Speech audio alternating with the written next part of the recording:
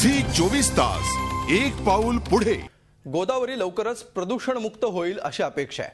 प्रदूषण रोखण्यासाठी हायकोर्टाच्या आदेशानुसार पोलिसांनी गोदावरीला संरक्षण द्यायला सुरुवात केली आहे।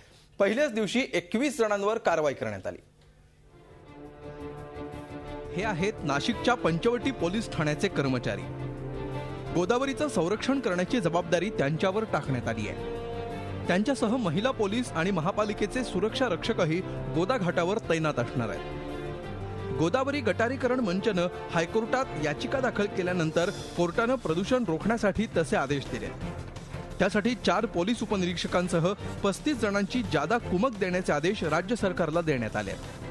मात्र ती कुमक येण्याआधीच नाशिकच्या पोलिसांकडून गाड्या धुणारे, कपडे धुणारे, कचरा निर्माल्य टाकणारे यांच्यावर कारवाईला सुरुवात करण्यात आली आहे। पहिल्याच दिवशी 21 जणांवर दंडात्मक कारवाई करण्यात आली आहे। गोदावरीत प्रदूषण करणाऱ्यांना यापुढे तुरुंगाचीही हवा खावी लागेल।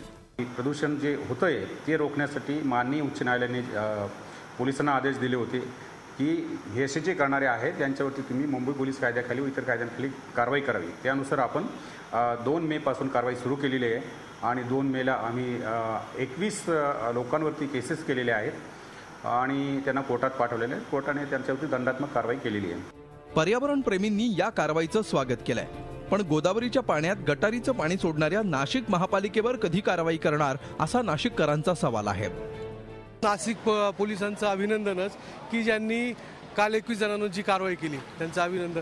परंतु नाशिक महानगरपालिका गेल्या कित्येक वर्षापासून ज्या गटारी सोडत आहे त्यांच्यावर कधी कारवाई होणार आणि पोलीस हे कारवाई करणार का, हा सर्वात मोठा प्रश्न आहे। प्रदूषण जास्त वाढू राहिले, पाण्याचा प्रॉब्लेम होऊ राहिलेला आहे, त्यामुळे पाणी वापरण्यात चांगलं यावं, चांगलं पिण्याचं पाणी राहावं, याच्यासाठी कुठंतरी धुण्याचे कमी करावं, धुणे भांडे तरी कमी करावं, आंघोळीचं थोडं रोखण्यात यावं, साईडला करावं।